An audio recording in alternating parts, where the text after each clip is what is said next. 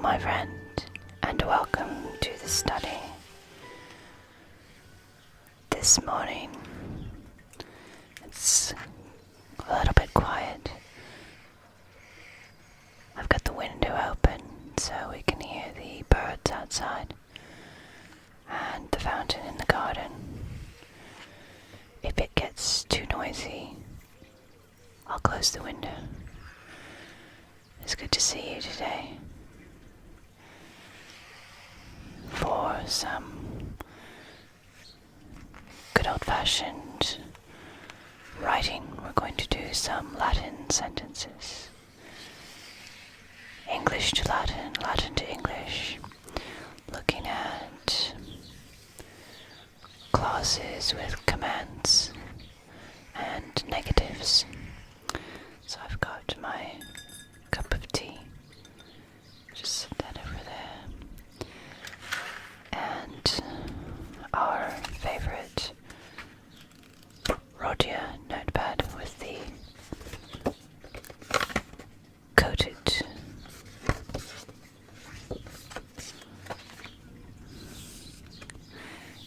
and the very smooth paper. I think we can hear what sounds like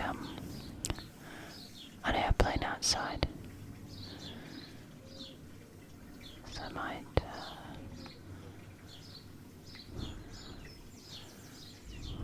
wait till that passes there. People going places, and it's also the season of air shows, so there's a lot of activity in the sky, practicing and flying. I've got two different color pens from our new stationery or pen haul that you might have seen a few weeks ago.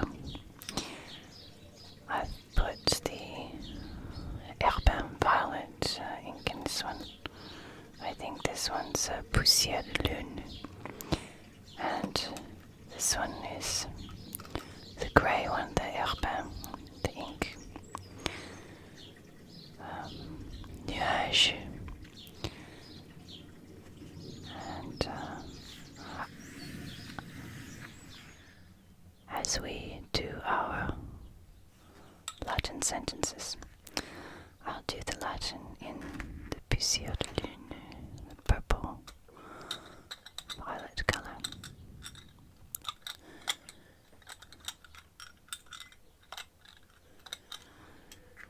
So we'll do the first one.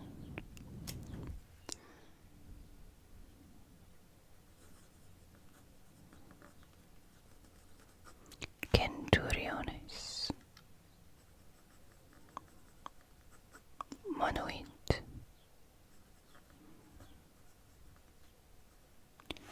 Ne quis.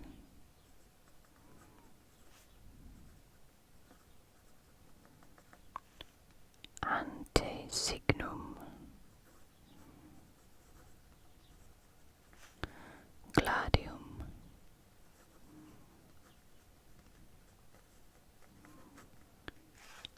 De stringeret.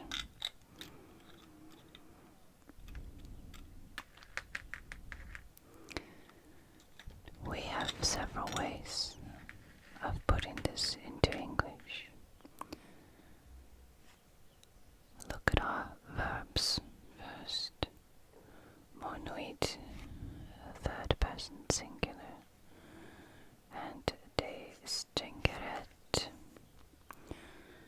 also third person singular, and our subjunctive. And we also have ne quis, nobody or anybody, and our subjunctive will be lest because we've got the negative, or in several English ways, not to, should not, that you not, or that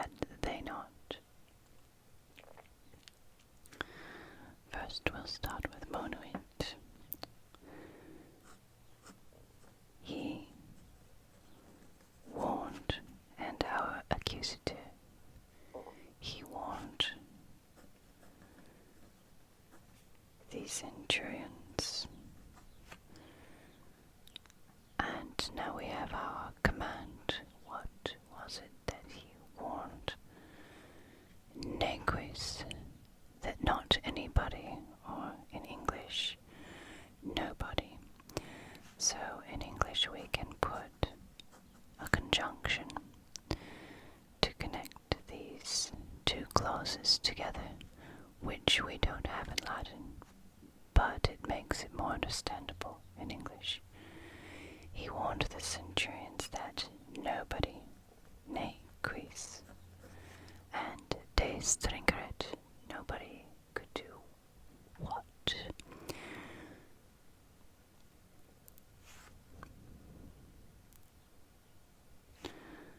And our time here, before ante signum and de stringeret, that nobody should or was. We can put an infinitive in English, so there's two different ways we can translate this subject. Should or was to make it a little more commanding. We can put our infinitive, and of course it's in the past, and gladium, de stringeret, draw, sword, and in good English we will put in our possessive pronoun, draw his sword, matching with nobody, before antesignum, before the signal. So our negative command or advice.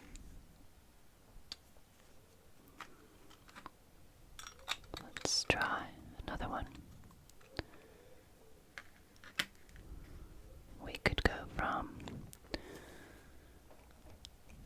I will go from Latin to English, we'll keep doing that.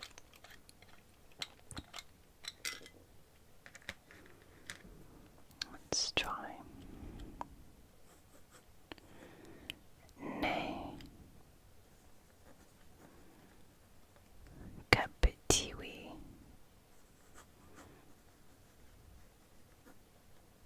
epogerent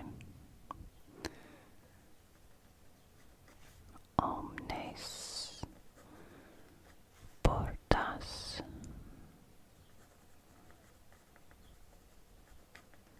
clausimus.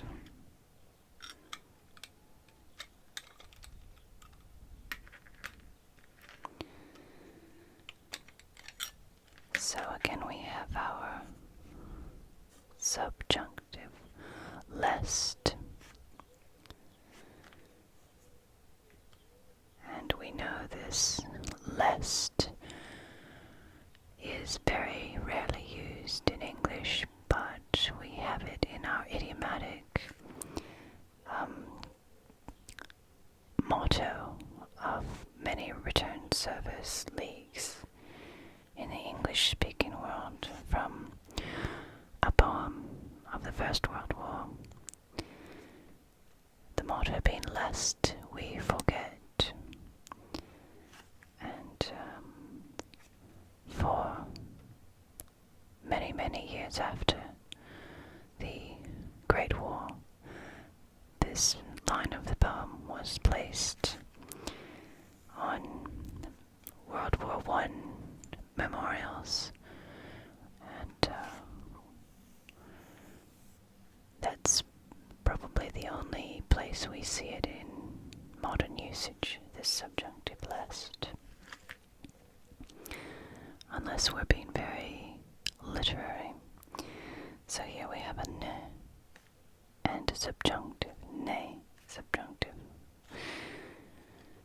So lest prisoners, the captivi, escape. We clausimus, closed, omnes portos, all the doors. How else could we render this? We can also say, as it's a subjunctive and a command, or an indirect command, in order to prevent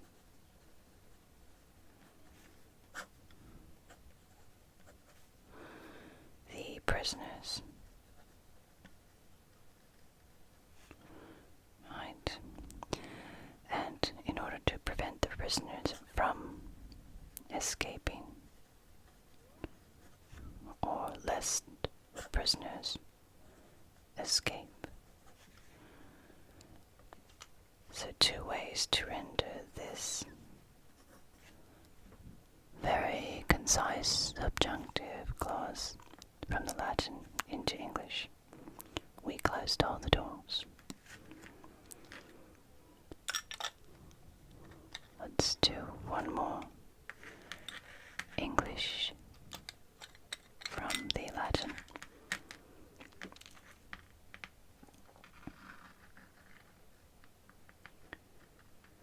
We'll do another lest, shall we? Another way to render these.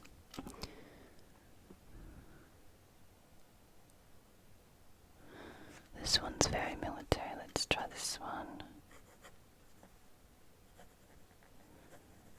And I'm going to stop here and open the door because it's raining now. And I want some lovely rain sounds to accompany us.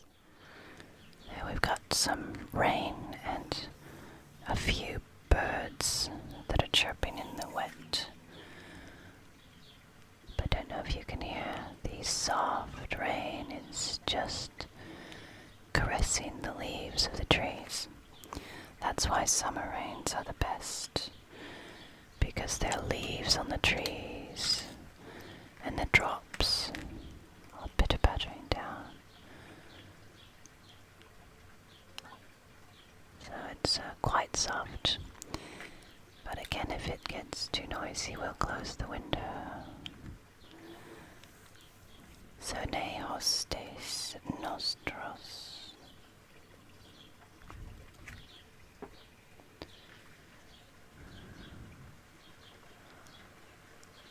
Oh, it's getting a little heavier now. Do you hear that?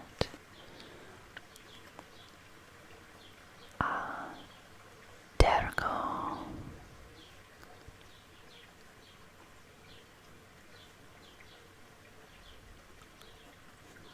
Kirkum wenierent.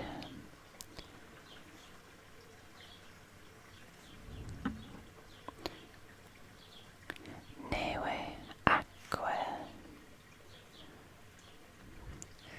Eos.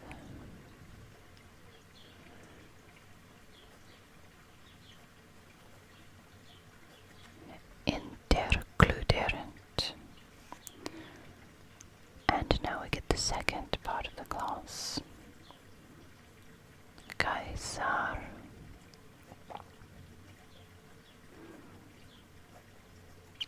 Tres cohortes. A sinistro.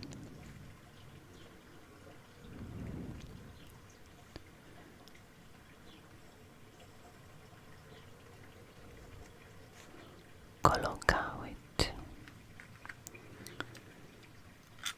So straight from Julius Caesar's Gallic Wars.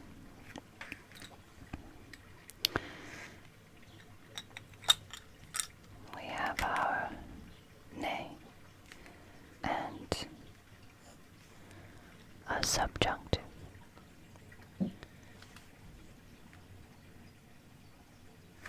So this is our in case something, or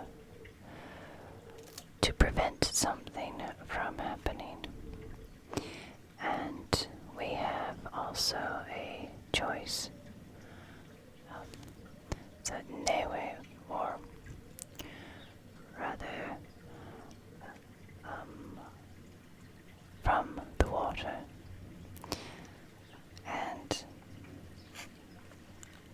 the subjunctive. So there is our nominative there, and our choice is neve, aqua, eos intercluderent, or atergo circum venerent. So that's the object or accusative, and there is the main clause. Caesa tres cohortes a sinistro collocavit. So let's see what's happening in the main clause first. Caesar, 3 cohorts, and our accusative collocavit. And here we can use that he placed or stationed. Place would be more like pono, and that would be more for placing a camp. But here we're moving cohorts and troops from here to there. Collocavit, to convene. So in military terms we'll say he stationed them, moving them on his grand scheme and his plan. And we don't know where they're coming from, whether they're moving from one place to another, or we have several that are coming together at this place, which collocavit might signify. So without that context, without the rest of the text to tell us what's happening in this battle, or before the battle, we will say he stationed these 3 cohorts a sinistro, which would be on the left flank. And with flank we have a latere. We can use latere, a sinistro latere. Caesar often a sinistro dextro. So Caesar stationed 3 cohorts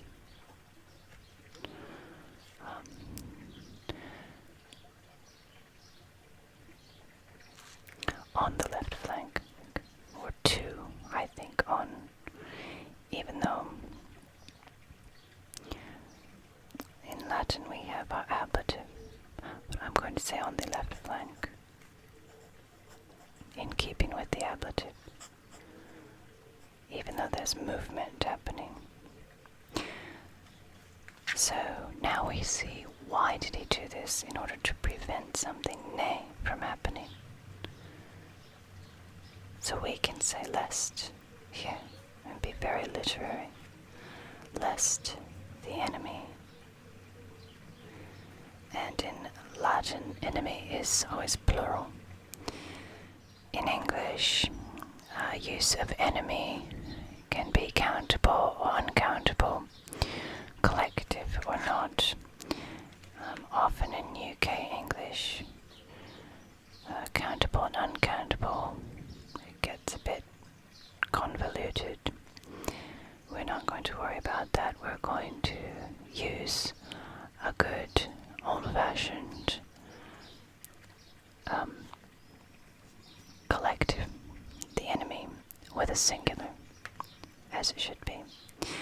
Lest the enemy, circum venerant, so nostros, there's our men, right, surround from behind atergo. So we're going to say, lest the enemy surround our men from the rear. Okay. Neve, or eos intercluderent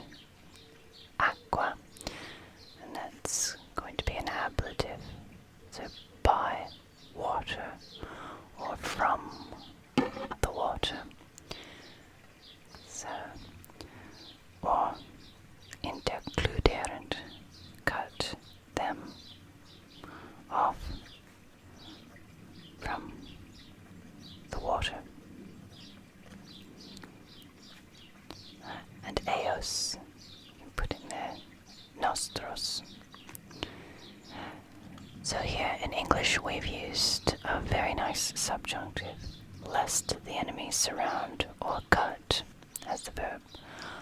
But we can also, if we don't want to use that straight subjunctive, we could put in lest the enemy should surround our men from the rear or should cut them off from the water. So we can also say to prevent the enemy from surrounding our men from the rear or cutting them off from the water using a gerund object in English. The meaning will be that Caesar stationed these 3 cohorts on the left flank to prevent this from happening. There's different ways we can do that in English. Let's try some English to Latin now. You can hear some thunder now, a little bit.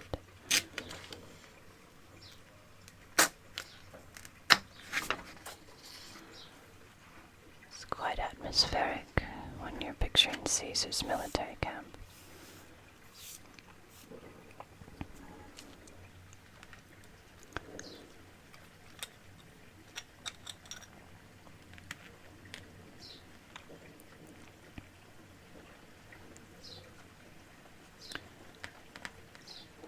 Do some more, one more Caesar.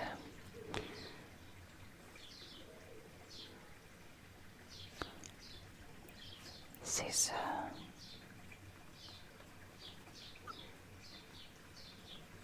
was advancing.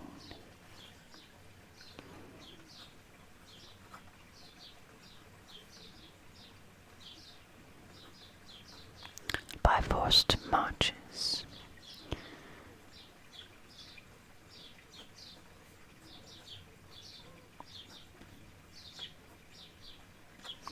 With the intention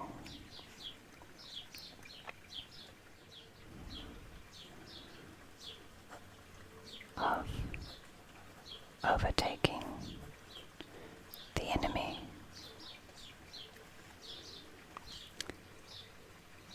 in 4 days. English to Latin is quite easy with Caesar's military writings because we have so many idiomatic phrases that Caesar himself used. Now here we have something happening. He was advancing, and by forced marches with the intention of overtaking the enemy in 4 days. So, easily enough we can have our subject in the nominative, Caesar, and was advancing.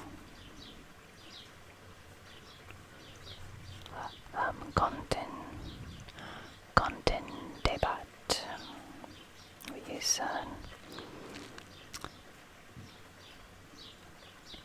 imperfect tense there. And now we have the fun part. So, by forced marches. Say, by forced marches in Latin, we have an idiomatic phrase for that, and that is magnis.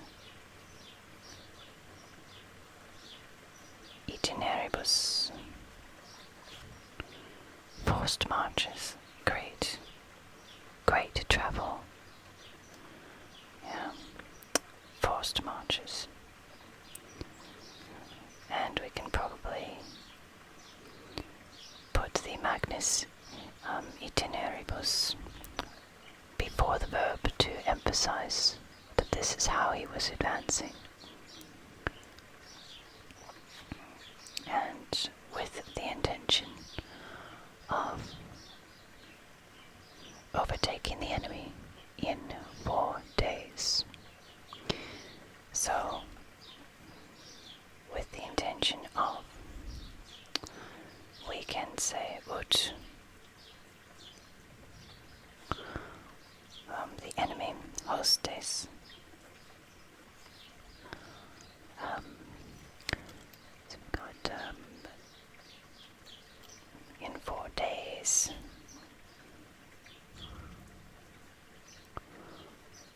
Quatuor diebus. And we can actually put that farther towards the beginning of the clause in Latin. But now we have something interesting, his intention. How can we put this in Latin? We can put that different ways. If we want to be very concise, we can use an ablative phrase. Eo concilio.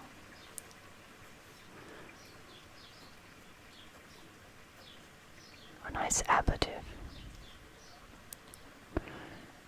By his intention, with the intention, in order to ut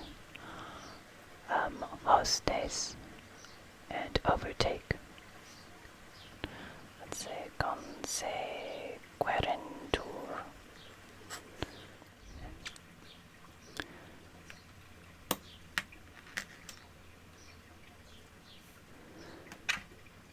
So that he, in order that he would or might overtake the enemy in 4 days. Again, many ways to put that in English, but knowing your ablatives and our little subjunctive clauses, we can render a very concise translation in Latin. Alright, let's do one last English to Latin.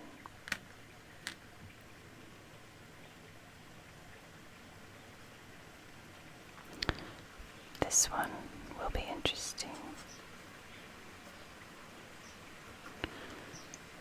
My object in writing to you, it helps to know this in English, the two, because it will help you with your cases in Latin, which case you put that in. Seen as our second person pronoun in English has no case mark, my object in writing to you is to save you. To save you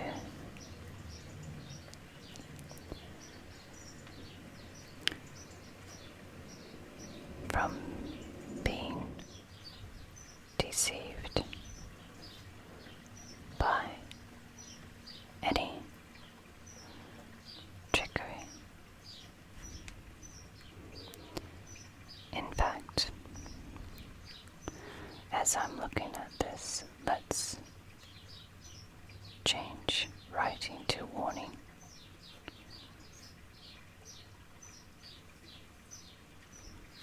And we could have a nice accusative there. Warning you. Very direct.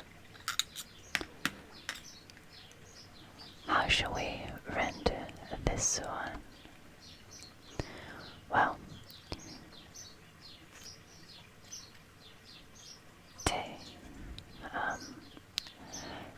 scribo or moneo. Scribo for writing.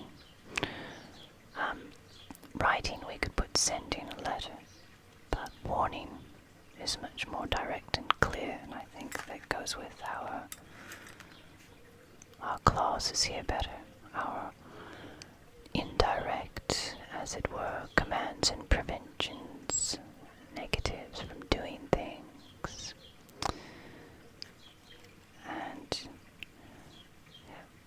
English we just have a straight present tense clause. My object is something. Our stative verb. Well, we want more meaning in that in Latin. So we will say to prevent, to save you from, right? So we'll put a ne in there and a subjunctive. Ne decipiaris.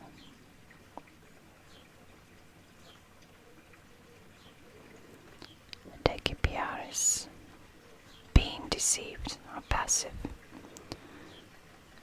Subjunctive. So, lest you be deceived. Very concise there. By any trickery, any quo, and we can put dolo or sceler, any kind of negative connotation of an act of treachery there, trickery and treachery.